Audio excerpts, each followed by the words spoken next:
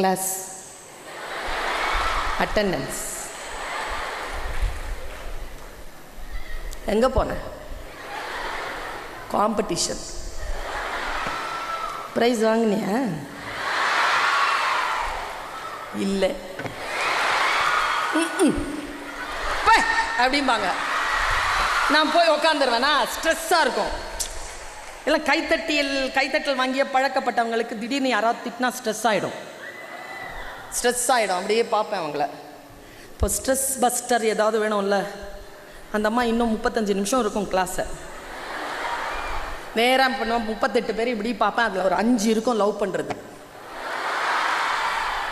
தேடி பார்த்தா அவள் பக்கத்தில் போய் உட்காந்துருவேன்.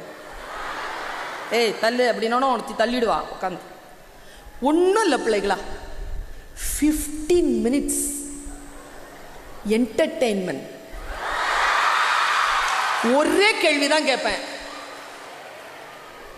ஏய் என்னடி ஆச்சு? இவ்வளவுதாங்க. 15 மினிட்ஸ் பேசுவா பாரு, பயங்கர ஜாலியா இருக்கும். முடிச்சுட்டு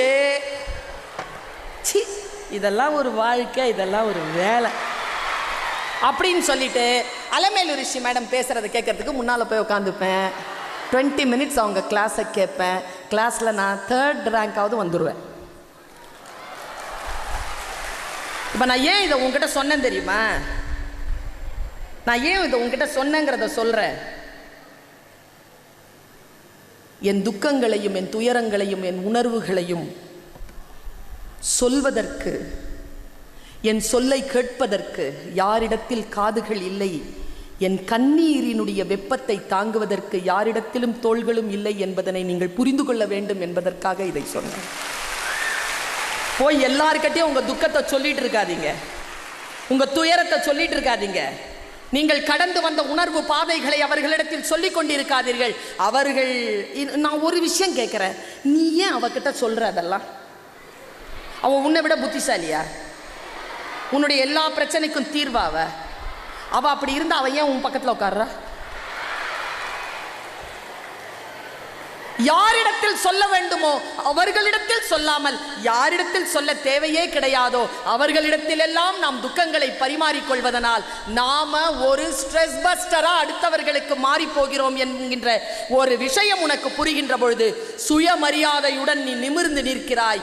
எல்லா காரியங்களுக்கும் நான் தான் கட்டளை கல்லே தவிர யாரிடமிருந்தும் எனக்கு துக்கமோ சந்தோஷமோ வருவதில்லை என்பதனை நீ புரிந்து கொள்ளுகின்ற பொழுது உன் வாழ்க்கையை நீ வாழக்கூடிய சூழலை பெறுகிறாய். பல நேரங்கள்ல நான் பார்த்திருக்கிறேங்க. யார நம்புறது?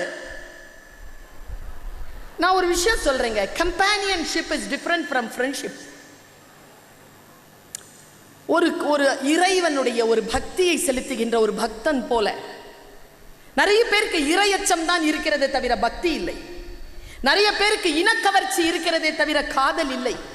அப்படி நிறைய பேர்கிட்ட கம்பேனியன்ஷிப் இருக்கே தவிர ஃப்ரெண்ட்ஷிப் கிடையாது. யாருமே ஃப்ரெண்டு கிடையாது.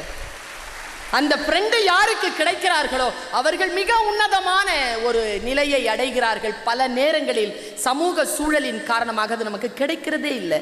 நான் இங்க குறிப்பிட்டு ஒரு விஷயத்தை சொல்கிறேன்.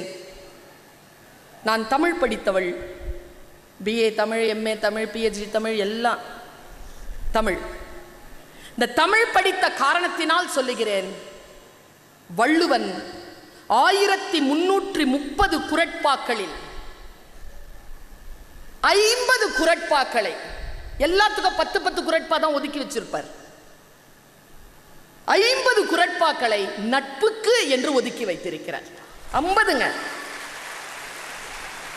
அவ்வளவு பெருசு, அது அவ்வளவு முக்கியமானது ஒரு நட்பு. நட்பு, நட்பு ஆராய்தல், தீ நட்பு, கூடா நட்பு, பழமை என்ற 5 அதிகாரங்கள் இருக்கு. நான் உங்களுக்கு ஒரு விஷயத்தை சொல்றேன், நீங்கள் தேர்வுக்காக என்று படிக்காதீர்கள். இந்த குறள் எல்லாம் வாழ்க்கைக்காக படிச்சு பாருங்க. ஒரு ட்ரூ ஃப்ரெண்டு யாருங்க? ஒரு ட்ரூ ஃப்ரெண்டு யாரு? ஒரு ஒன்று வெக்கம் இல்லாம சொல்லுது நான் தான், கேக்குது எனக்கு. உண்மையாவே நீ ட்ரூ ஃப்ரெண்டா?